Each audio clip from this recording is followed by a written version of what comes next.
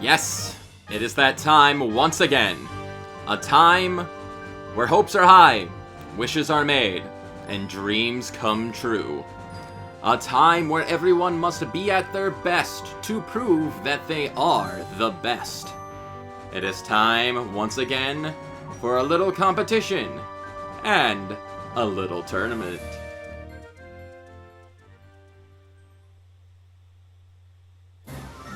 Hello everybody, it's me, your good friend Sparky, and it's time.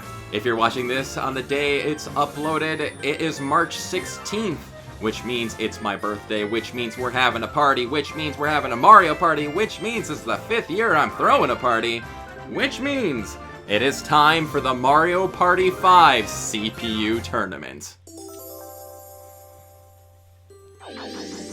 In case you are unaware of what that means, we are going to be watching the computer players in Mario Party 5 play against each other in an attempt to see who truly is the superstar, or in this case, the Dream Star.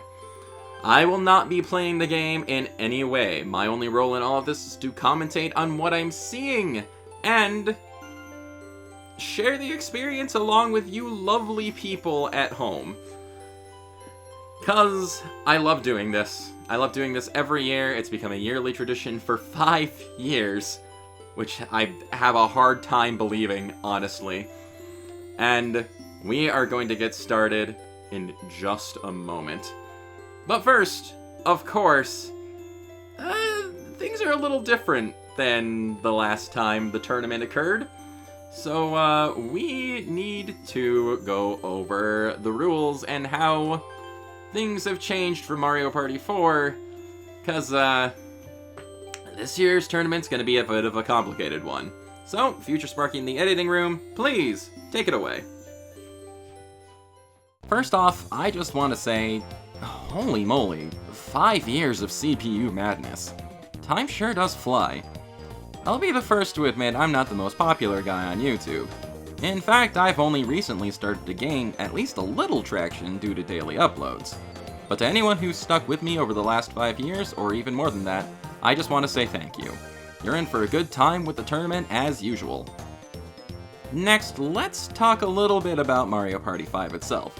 This is where Mario Party on GameCube really started to form its identity. Mario Party 4 was very much an experimental game for the series. It was the transition to a newer console, and it really felt like the developers weren't sure how the series should progress. But all that changed with this entry. Some features that were oddly missing in Mario Party 4, like dual minigames, make a triumphant return in the 5th entry. The boards also became much more involved and detailed in comparison. You actually walk around the environment presented rather than on bland platforms and pathways inserted into it. And the entire item system was revamped, replacing the traditional Mario Party fare with capsules, also known as orbs in later games. You can either throw a capsule to a space to create an event on that space, or use it on yourself in exchange for coins. Possibly the most important change, however, was the character roster, adding new playable partiers to the game for the first time since Mario Party 3. And that ended up making things a little complicated for the tournament. To make my point, I will now direct you to this clip from the Mario Party 2 CPU tournament. I do realize that it's a little convoluted. It's definitely not the most straightforward solution. It's possible there's an easier solution to all this I could have come up with if I gave it a little more thought. But this is the last Mario Party game with only 6 playable characters, so future tournaments probably won't need as creative a solution. Boy, was I wrong! Mario Party 3 and 4 both had 8 playable characters and 6 boards each, making the creation of a tournament in a 4-player game rather simple. Mario Party 5, on the other hand, has 10 playable characters and 7 boards. I had no clue at first how I was going to pull this tournament off in a way that would make sense. But I think I figured it out. In order to do that, though, I had to change some of the traditional ways I did things, much like Mario Party 5 itself. Our 10 competitors are going to battle across 4 initial rounds. It's in these matches that they'll compete to make their way to the semifinals, and the final round beyond that. How will the standings be determined, you ask? It will all come down to placement. As usual, the first and second place players will be moving up in the rankings, but not in the same way as before. If a player gets first in a match, they'll get a spot in round 1 of the semifinals. If they play second, they'll take part in round 2 of the semifinals. But what about third and fourth place? Well, that's where things get a little complex. And to explain, we need to see how everyone will be divided up in the initial 4 matches. The first match will feature 4 of the playable characters, and the second match will feature a different set of 4. The remaining 2 will be waiting in round 3, where they will eventually compete against the players who placed third in rounds 1 and 2. Meanwhile, the fourth place players from the first 2 rounds will head to round 4, and they will have a match against the third and fourth place players from round 3.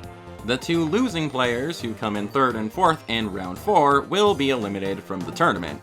And from there, we'll make our way to the semifinals, where things will start to operate more normally. Placing first or second in a semifinal match guarantees a spot in the final round, while placing third or fourth means elimination. And of course, the partygoer who places first in the finals will be given the Superstar title. I hope that makes sense to everyone, because it's the best way I found to make the tournament work this year. This way, everyone gets at least 2 chances to make their way to the final round. The winners have to prove their worth, and the losers have to redeem themselves to achieve glory. Maybe there was a better way to formulate things, but it's a bit late for that now, I think. Before we move on, however, there is just one last thing of note. Unlike last year, I'm not going to be doing a second team tournament for Mario Party 5. At least for right now. This might be disappointing to some, but there are a couple good reasons for this decision. For one thing, it would require another reinventing of the tournament rules and how players progress through matches, since the format I came up with here doesn't quite mesh with teams. And second, I'm uploading this series in conjunction with another project of mine, posting Zelda Breath of the Wild every day until Tears of the Kingdom comes out. I didn't want to break my yearly tradition to make way for just Zelda videos, so I'm committing myself to double daily uploads for this project. And that's not something I've ever done before. Just doing 1 video a day can be pretty taxing on my time and brain, so this is a pretty rare occasion where I'm putting in double the effort for half of March going into April. There still might be a team tournament later this year, but it's going to wait until sometime after Breath of the Wild is finished. To anyone who might have been looking forward to that, I apologize profusely. But hey, I've got lots of other videos you can check out in the meantime. Anyway, that's enough rambling for the time being. Time to do a different kind of rambling. Back to past Sparky starting the tournament. I hope you got all that, because I'm not sure if I did. Either way, let's get started. Heading into our file.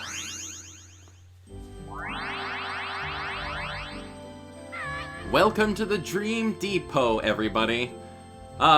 Featuring all of my favorite characters from Paper Mario. Or at least the Star Spirits from Paper Mario. We won't see the likes of Goombario or Kooper here, but regardless, we need to head off into party mode. Because, well, we can't start the tournament unless we do. Welcome to party mode! My name is Eldstar and I'll be your guide. No, we don't want to hear the rules, because we need to get things started. Of course, we will be heading into Battle Royale matches. And I have to join in right at the beginning, just to make sure the game gets started. And here we are, our 10 competitors. A bit of a step up from Mario Parties 3 and 4, though, very significantly, one of our CPU tournament alumni is no longer going to be joining us. Donkey Kong is no longer a playable character, and he is not going to be a playable character in another Mario Party game for quite some time. This means, however, that, spoiler warning, since Donkey Kong won the Mario Party 4 CPU tournament, he is going to go undefeated for many years to come. So, how do we proceed, considering our current champion can't be beaten? Well, I'd say it's important to start off with the former champions in round 1. That means Mario, Luigi, and Princess Peach, who each won a previous CPU tournament, will be up first. But what about player number 4? Well, with each of these initial rounds, I wanted to feature at least one of the new playable characters, that being Toad, Boo, and Koopa Kid.